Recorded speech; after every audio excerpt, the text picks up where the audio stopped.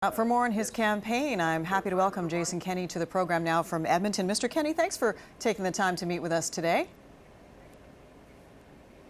Thanks very much. We've got a bit of a delay. I just want to let our viewers know there'll be a 3-second delay between my questions and your answers. But may I ask, why declare your intention now? The race opens in the fall, won't be decided until the spring of 2017. That's a long campaign.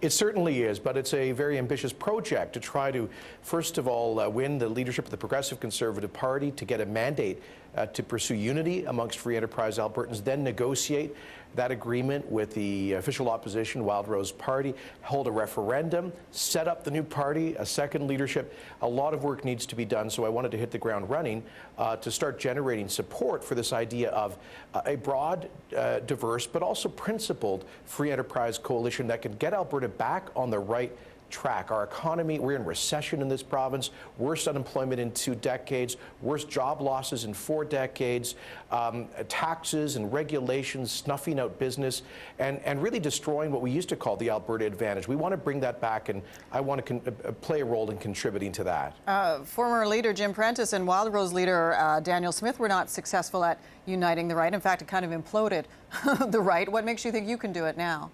Right. So the approach I'm proposing, it could not be more different. The failure of that effort was primarily because it was a result of backroom, behind closed doors, horse trading with no transparency or accountability. What I did today was to commit that the creation of a new party would only happen if it's been approved by a clear majority of the grassroots members of these two parties, and that is non-negotiable to me. This is about an open debate, and I respect the views of people here in Alberta who have reservations about unity. I would just ask them to look at the success of our federal Conservative coalition, which merged in 2003, won 3 federal elections. If we could do that nationally, we should sure be able to do it in Alberta to get the province's economy back on track. There's criticism that you're not progressive enough for many progressive Conservatives.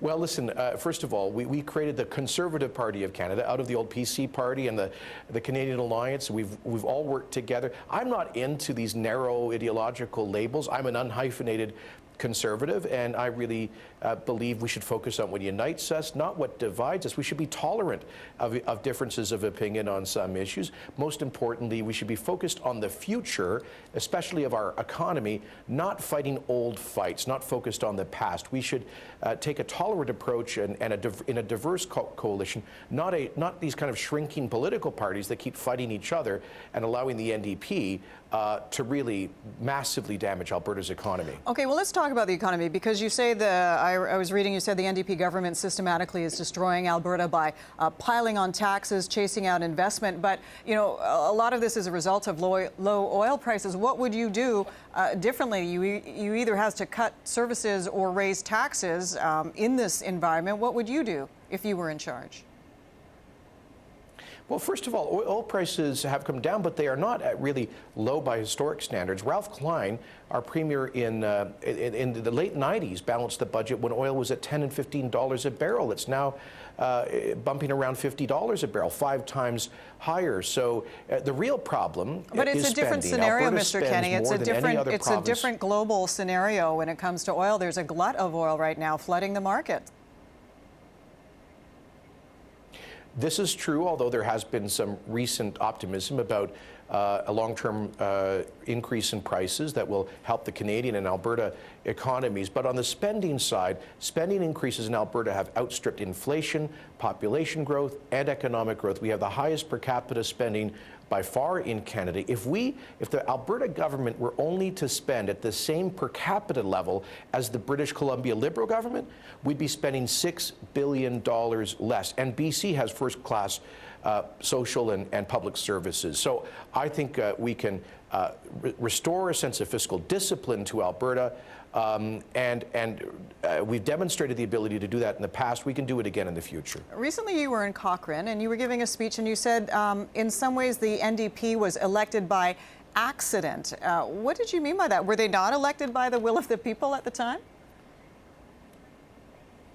They legitimately won the last election, and we respect their mandate. And I also, by the way, respect the good intentions of Premier Notley and her party.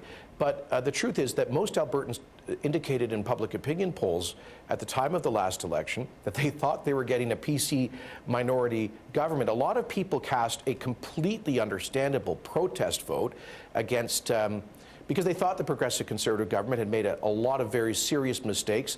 They deserved, I would argue, a protest vote, but I think a lot of people thought it was risk-free. They certainly didn't think, many Albertans in my own constituency that vote 75% for me and elected an NDP MLA, they didn't think that's what they were getting and sending a message, and they certainly didn't think they were getting a multi-billion-dollar job-killing carbon tax. You're still drawing a salary as a member of Parliament, sir, not giving that up until October, if I read that correctly. How do you sort of justify the double dipping? There's no double dipping. I'm not getting a salary from anywhere else, and I will continue to work as a member of Parliament. I was just elected last October. I'd like to serve out at least the first year of this mandate, get back to Ottawa and fight for things like pipeline energy market access through pipelines and other issues that are important to the Alberta economy. But when the Progressive Conservative leadership election actually begins on October the 1st, I will leave my seat. But listen, I anticipate I'll be running against MLAs who are retaining their seat. MPs run for federal party leaderships while keeping their seat. American governors and senators run for the presidency while keeping their elected office. I'm setting a new precedent by actually leaving my elected office in order to pursue the leadership when it begins. Conservative MP Jason Kenney, I really appreciate you taking the time to come on today and answer the questions. Thank you.